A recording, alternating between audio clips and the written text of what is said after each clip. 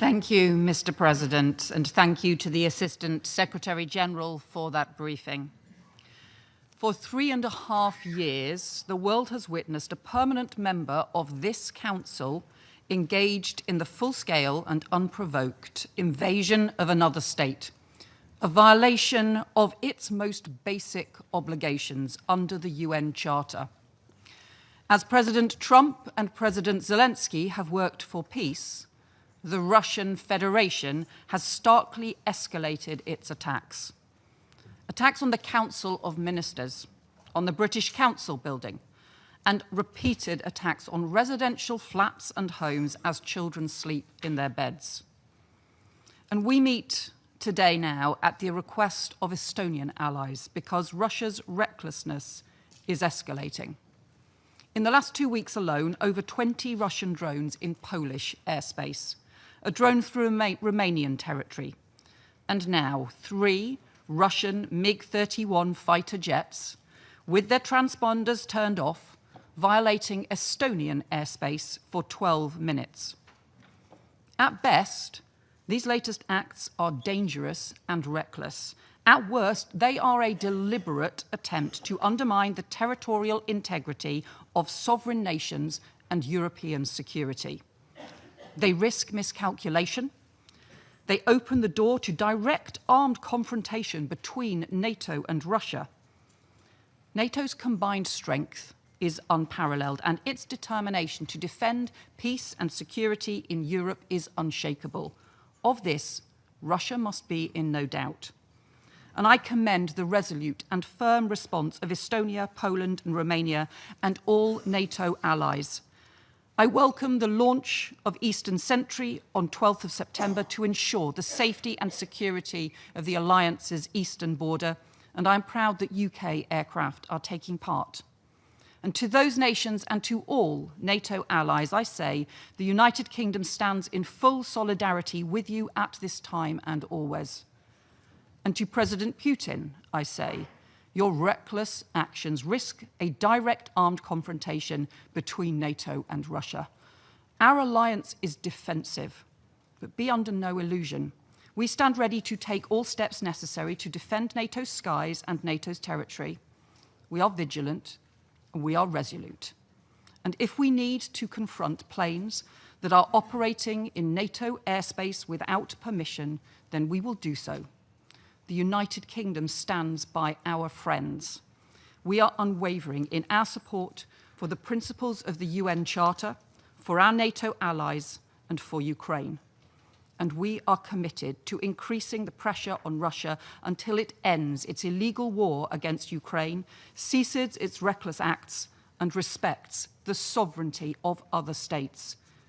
Russia's imperialist warmongering is a threat to international peace and security. It is a threat to the values and principles that underpin this organization that has done so much to support stability and prosperity these past 80 years.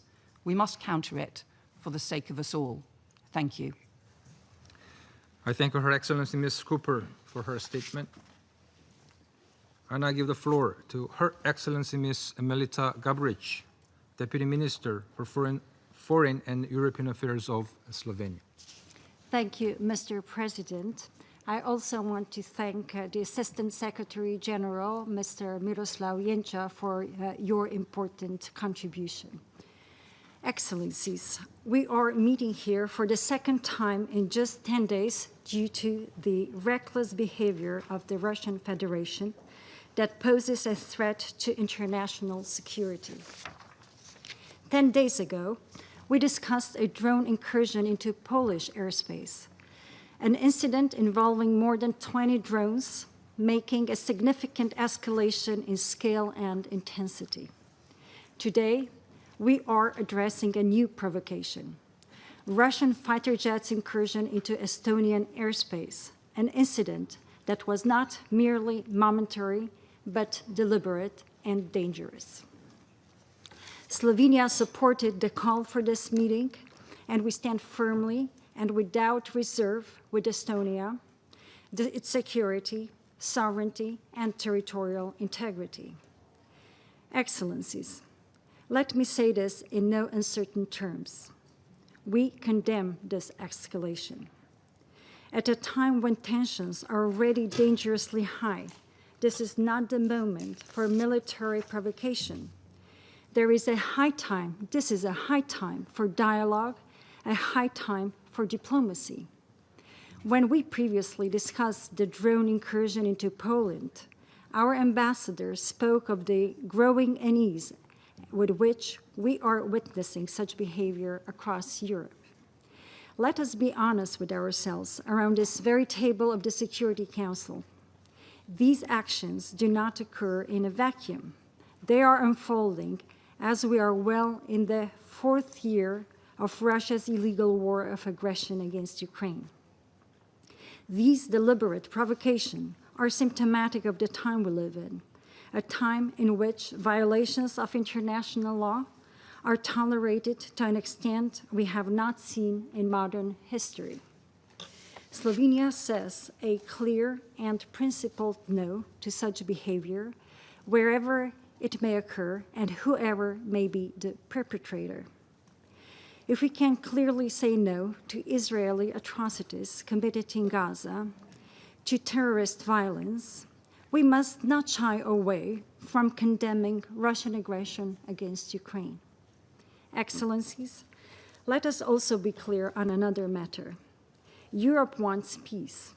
Europe wants a ceasefire, and we want to see the beginning of serious and meaningful peace negotiations between Ukraine and the Russian Federation as soon as possible. Despite the best efforts by President Trump in Alaska, we still await a meaningful gesture from Russia, a sincere willingness to come to the negotiating table. And while we wait, Russia continues its escalatory behavior, intensifying attacks on Ukrainian cities and endangering and intimidating civilians, both in Ukraine and in its neighboring countries. We hope the time is near when this Council will finally begin a principled and honest discussion about the war in Ukraine and decide to take action. Until then, and allow me to repeat this, Slovenia will stand firmly with Estonia, with Ukraine, and with any other member of this organization that needs to be protected from unlawful, charter-violating actions by those who believe that might makes right. Thank you, Mr. President. I thank Her Excellency Ms. Gabric for her statement. I now give the floor to the representative of France. Thank you, Mr. President. I'd like to begin by thanking Assistant Secretary General Mr. Miroslav Jenča for his statement, and I would like to welcome the ministers present here, Foreign Affairs Minister of Estonia and from the other representatives from the European Union, and Madam Kallas. As we know, on the morning of 19th of September, Russia violated Estonian airspace with 3 fighter jets, which remained there for nearly 12 minutes. These elements lead us to consider that this is an intentional violation. This is the 3rd time in 10 days that Russia has violated the airspace of the European Union and NATO. This latest incursion leaves no room for doubt. Russia is choosing escalation and provocation.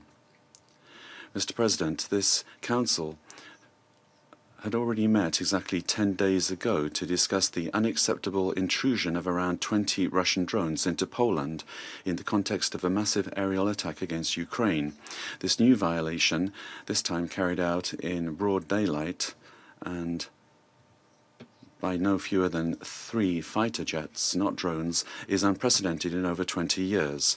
It confirms the continuation and accumulation of Russia's provocative actions. Mr. President, France condemns in the strongest terms this dangerous and irresponsible incursion, which constitutes a blatant violation of international law. and we stand firmly alongside Estonia, to whom we express our friendship and our full and unwavering solidarity.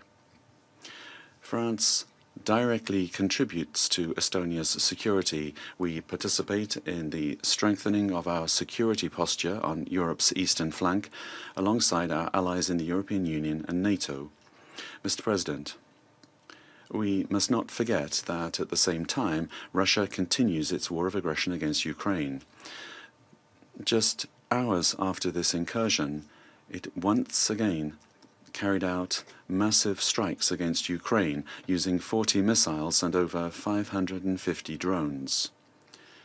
Russia must understand that these violations of NATO airspace in no way undermine our determination to implement strong, robust, and credible security guarantees in favor of Ukraine. Mr. President, Ukraine courageously accepted 6 months ago now the principle of an unconditional ceasefire. It has demonstrated its willingness to negotiate. President Volodymyr Zelensky has, for the past 4 months, expressed his readiness for direct negotiations with President Vladimir Putin. Yet, as world leaders gather here in New York to mark the 80th anniversary of the United Nations, such a meeting has still not taken place. Russia, on the contrary, continues its aggression, and Russia is now escalating its intimidation of Ukraine's neighbors. It continues to violate and undermine the principles of the UN Charter, the territorial integrity and the sovereignty of states. It is up to Russia to seize the offer of a ceasefire and the opening of negotiations, as called for by the UN Secretary-General and the entire international community. Mr. President, it is our responsibility as members of the Security Council to acknowledge the obvious and to call upon Russia to end these reckless provocations and to put an end to the large-scale war that it launched more than 3 years ago on the European continent. Thank you. I thank the representative of France for the statement. I now give the floor to the representative of China. President, I thank ASG Yancha for his briefing and welcome the high-level representatives of Estonia and other relevant countries to the meeting today. President, the airspace incident discussed by the Security Council today and the drone incident discussed a few days ago are both spillover effects of the Ukraine crisis. They reflect the lack of mutual trust and growing suspicions among relevant parties, and illustrate the complex and sensitive nature of the current European security situation. As long as the Ukraine crisis remains unresolved and the war continues, similar incidents are likely to reoccur. Therefore, the urgent imperative and fundamental solution are to realize a political resolution to the Ukraine crisis as soon as possible and to build balanced, effective, and sustainable European security architecture. Regarding the Ukraine crisis, we have fully elaborated our position on multiple occasions at the Security Council before. Tomorrow, the Council will hold a high-level meeting on the issue of Ukraine, when China will expound our position again. I will not go into details today. On the airspace incident, China urges the parties concerned to remain calm and exercise restraint, clarify facts and dispel doubts through dialogue and communication, avoid misunderstandings and misjudgments, and prevent the situation from expanding or escalating. We always maintain that countries should follow the purposes and principles of the UN Charter in handling international relations. Thank you, President. I thank the representative of China for the statement. I now give the floor to the representative of Somalia. Thank you, Mr. President. At the outset, I would like to thank ASG Yancha for his briefing on the development in the Baltic Sea region. I welcome His Excellency, the Minister for Foreign Affairs of Estonia, to this meeting, as well as the representative from the region. Mr. President, the situation in Eastern Europe remains a significant concern, carrying serious implications for regional stability and international norms. The divergent narratives surrounding the events of September 19, which are happening against the backdrop of the ongoing war in the region, underscore the urgency of the situation and the critical need for diplomacy and dialogue. Such incidents highlight the fragility and volatility in the region, reminding us of the fundamental principles enshrined in international law and the United Nations Charter, including the peaceful resolutions of disputes. We firmly maintain that there is no military solution to